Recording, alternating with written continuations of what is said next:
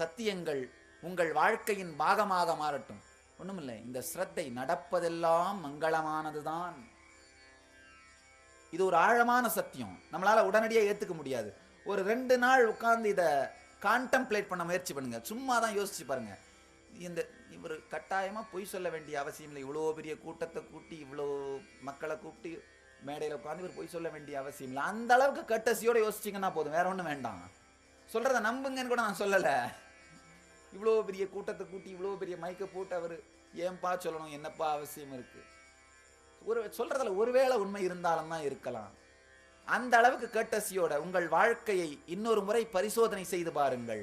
உங்கள் வாழ்க்கையின் மிக கொடுமையான துக்கங்கள் என்று நினைக்கின்ற நிகழ்ச்சிகளை, நீங்கள் நினைக்கின்ற நிகழ்ச்சிகளை ஒரு முறை ஆழ்ந்து பரிசோதனை செய்து பாருங்கள்.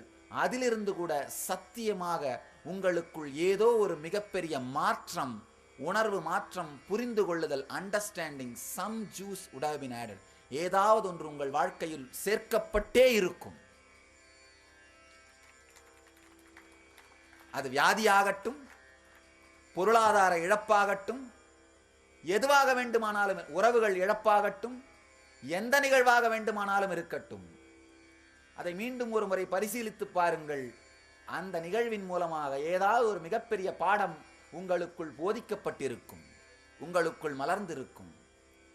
இந்த ஒரு சத்தியத்தை உள்வாங்குங்கள். கட்டாயமா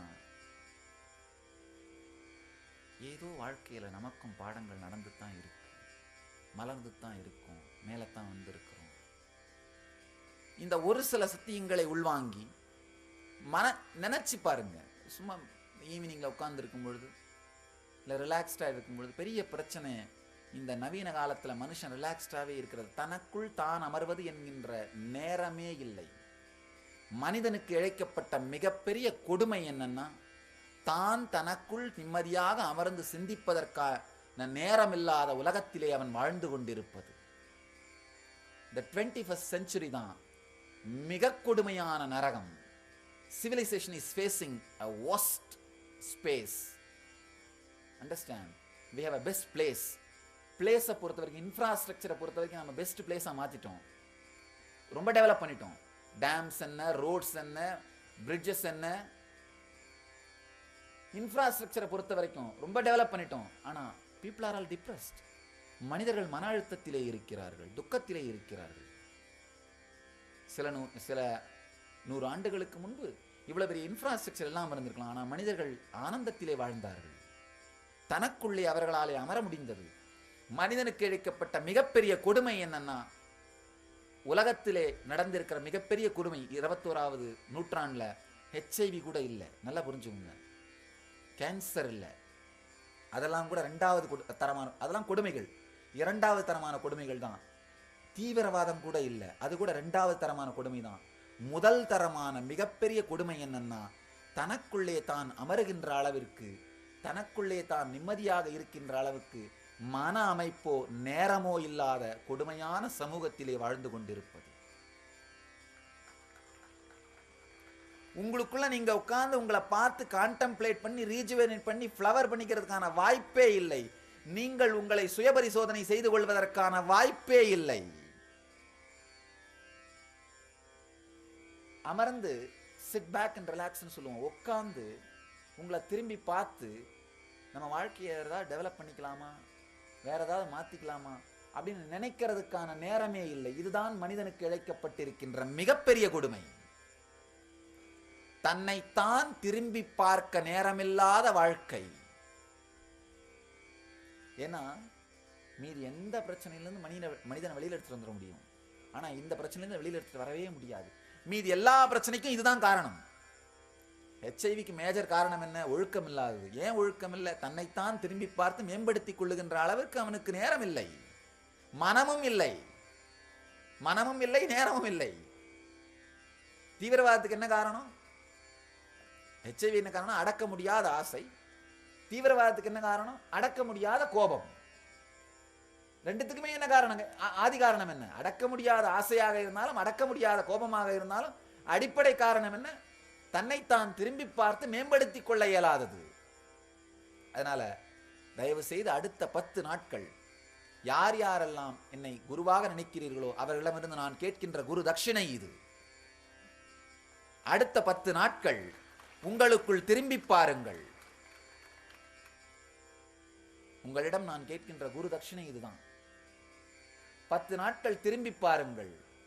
அடுத்த 10 நாட்களை எப்படி வாழ்க்கை மங்களமயமாக இருக்க முடியும் என்று யோசித்து பாருங்கள். நம்ப வேண்டியதில்லை, யோசித்து பாருங்கள். யோசித்து பார்த்தால் போதுமானது. உங்களுக்குள் புது மன அமைப்பை உருவாக்க துவங்குவீர்கள். மொத்த இந்த சத்சங்கத்தினுடைய பிரசாதம் என்னன்னா, இப்ப கோயிலுக்கு போனா ஒரு பிரசாதம் வாங்கிட்டு வரோம் இல்லைங்களா, அந்த மாதிரி நீங்க இங்க வந்ததுக்கு, இந்த சத்சங்கத்திற்கு வந்ததுக்கான பிரசாதம் என்னன்னா, ஒரு புது மன அமைப்பை உங்களுக்குள் உருவாக்குவதற்கான விதையை எடுத்து சென்றீர்களானால் அதுதான் இங்கிருந்து நீங்கள் எடுத்து செல்லுகின்ற பிரசாதம். ஒரு முறை உங்களை திரும்பி பார்த்து ஒரே ஒரு விஷயங்கள், அதாவது உங்களை திரும்பி பார்த்தீங்கன்னா பல விஷயத்தை நீங்க மாத்திருவீங்க. உங்களுக்குள்ள திரும்பி பார்க்காம இருக்கிறதா பிரச்சனை. நீங்க பல விஷயத்தை மாத்தணுன்ற பேராசை கூட எனக்கு இல்லை. உங்களை நீங்கள் திரும்பி பார்த்து உங்கள் வாழ்க்கையில் ஒரே ஒரு விஷயத்தை மாற்றுவீர்களானாலும் கூட இந்த தியான சத் சங்கத்தின் பிரசாதம் உங்களுக்கு கிடைத்து விட்டது. நான் 32 ஆண்டுகள் வாழ்ந்து கற்றதை உங்களோடு பகிர்ந்து கொண்டதற்கான திருப்தியை அடைவேன். கற்ற திருப்தியையும் கற்றதை உங்களோடு பகிர்ந்து கொண்ட திருப்தியையும், வேற எதுவுமே இல்லை. மொத்த வாழ்க்கையின் சாரம் இதுதான். நீங்கள் ஜீவன் முக்தர்களாக வாழப் பிறந்தவர்கள். ஜீவன் முக்தி தான் வாழ்க்கையின் லட்சியம். உள் திரும்பி பார்க்க துவங்குங்கள். இந்த வினாடியிலிருந்து ஜீவன் முக்தி உங்களுக்குள் மலர துவங்கிவிட்டது. அந்த உள்ள திரும்பி பார்க்கறதுக்கு ஆரம்பிக்கிறது தான் அந்த இன்ஸ்பிரேஷன், அந்த உத்வேகம் உங்களுக்கு வருவானால் இந்த நிகழ்ச்சிக்கு தீட்சைன்னு பேரு.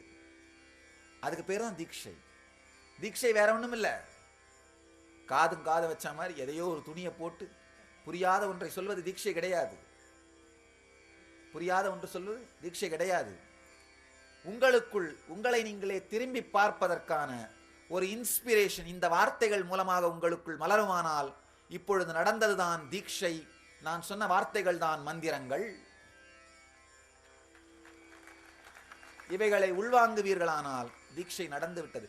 இதை உள்வாங்கலன்னா எத்துணை மந்திரம் ஜெபித்தாலும் எத்துணை வேறு சடங்குகள் செய்தாலும் நேரடியாக அது உங்கள் வாழ்க்கையை எந்த அளவுக்கு மாற்றும் என்று எனக்கு தெரியாது. நித்யம் சரணம் கச்சாமி தியானம் சரணம்